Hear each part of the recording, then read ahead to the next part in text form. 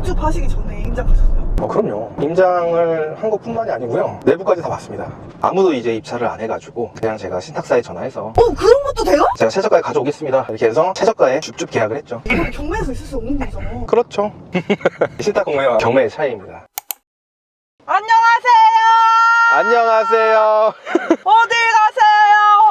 신탁 공매로 낙찰 받은 빌라에 가고 있습니다. 공매까지 하시네요. 네, 맞습니다. 다양하게 해야죠. 그래야 기회가 또 생기는 거니까. 줍줍 하셨다고 들었는데 단독 입찰이었어요? 정확히는 이제 단독 입찰은 아니고요. 그래서 제가 이제 줍줍이라는 표현을 썼는데 아무도 이제 입찰을 안 해가지고 그냥 제가 신탁사에 전화해서 그런 것도 돼요? 제가 최저가에 가져오겠습니다 이렇게 해서 최저가에 줍줍 계약을 했죠. 이거는 경매에서 있을 수 없는 일이잖아. 그렇죠. 신탁 공매와 경매의 차이입니다. 낙찰 받으신 줄 알았어요? 정확히는 이제 제가 현장 가서 좀 자세한 거를 좀 설명을 드릴 건데. 네, 감사합니다. 신호가 안 바뀌네요. 경매에서 흘러가는 물건들이 많잖아요. 전차시 최저가를 넘겨서 낙찰을 받아가기도 하고. 근데 어떻게 이게 신탁 공모에서 가능해요? 신탁 공매 같은 경우에는 똑같이 경매처럼 감정평가를 해요. 감정평가를 하고 주차를 둡니다. 일주일에 한 번씩 매각을 해요. 그래서 첫 번째는 신권의 금액으로 이제 진행을 할 거고, 떨어지면 다음 주에 또 저감되고 또 저감되고, 제가 기억하기로는 한 4주 정도 안에 끝난 걸로 기억을 해요. 근데 이제 경매 같은 경우에는 신권을 나왔을 때 한두 달 정도 또 공지가 올라오죠. 그 다음에 유찰이 됐어. 그럼 또 한 달 뒤에 또 잡히잖아요. 근데 이제 신탁 공매 같은 경우는 4주 내에 끝난다. 이제 만약에 3주차 때까지 다 떨어졌어요. 근데 내가 3주차 때 입찰을 못했어. 그럼 최저가 금액 있죠? 신탁사에 전화해서 이 금액에다가 내가 그냥 계약을 하고 싶다라고 말을 하면 계약을 할 수가 있습니다. 모두가 다 그렇게 할 수 있다고요? 모두가. 그래서 이제 저는 이제 그 물건을 신권에 나왔었을 때 한신 물건에다가 저장을 해놨는데 워낙 기간이 빨리 지나가잖아요. 그래서 제가 그걸 못 보고 있었던 거예요. 근데 이제 마지막 주차까지 떨어지기 직전이었어요. 입찰 당일날 제가 그 물건을 찾아가지고 조사를 끝내고 입찰을 했는데 입찰이 안 됐어요. 그건 제가 가서 또 자세하게 또 설명을 드릴게요. 신탁 흐름 물건들만 봐가지고 전화 돌리면 되겠네요.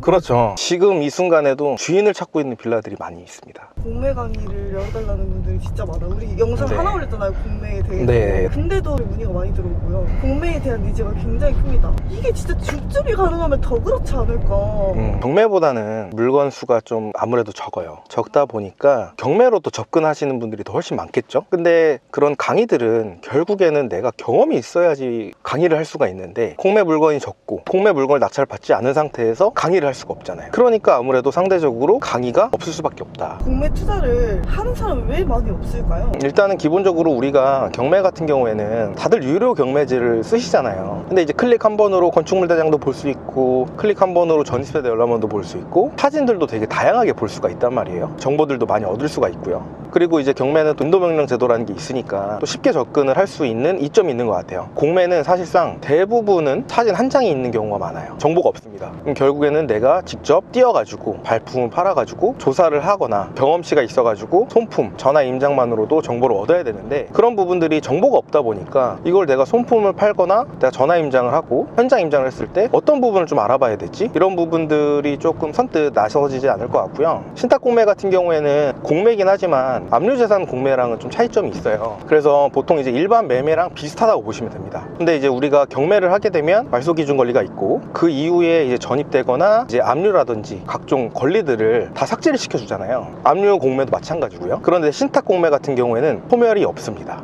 전부 다 일반 매매처럼 인수를 하는 거예요. 그러다 보니까 경매에 익숙해지신 분들 같은 경우에는 신탁 공매가 아무래도 벽이 있을 수밖에 없겠죠. 권리 분석이 좀 위험성이 있어서 아무나 못하는 걸 수도 있겠네요. 그렇죠. 그러니까 이제 줍줍을 해가는 겁니다. 어이가 없다, 어이가 없어. 어이가 없어요? 어이가 없네.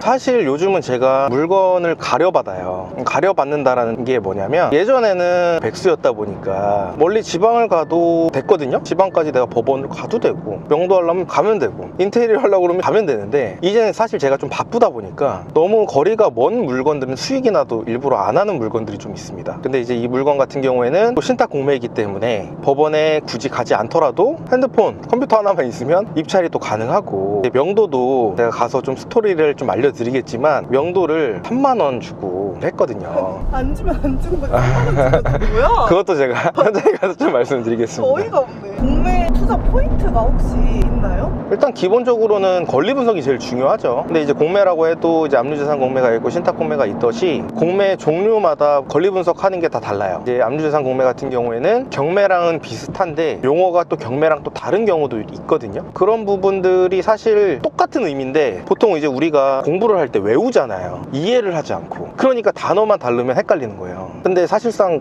크게 다른 건 없거든요. 따로따로 공부를 해야 되는구나. 그렇죠. 따로따로 공부를 해야 되죠. 근데 사실 중요한 거는 권리 분석도 되게 중요하지만 그 해당 물건의 가치가 어느 정도 되는지, 가치가 있는지, 내가 이 물건을 낙찰을 받아가지고 얼마에 팔 수 있는지 그 부분이 사실 제일 중요해요. 저는 기본적으로 물건을 찾을 때 이 물건이 내가 팔았을 때 남느냐 혹은 가치가 있느냐를 판단한 후에 권리 분석을 해요. 뭐 권리 분석이 좀 꼬여 있거나 이런 부분들이 있으면 어떻게 하면 풀 수 있을까라는 그런 부분들을 좀 고민을 하다 보니까 애초에 다른 분들이랑 좀 접근하는 방식이 좀 차이점이 있죠. 공매 대출은 어떻게 받아요? 대출은 경매로 경락잔금 대출을 진행을 하잖아요. 공매도 똑같습니다. 그 대출 이모님한테 전화하면 네네네. 시중은행에서 대출을 받는 게 아니라 경락잔금 대출 상담사님한테 전화해가지고 거기도 똑같이 감정평가가 있고 사건번호가 있거든요. 그 사건번호를 말씀드려가지고 대출 받으시면 돼요. 애초에 처음부터 공매를 배우는 게 더 나을까요?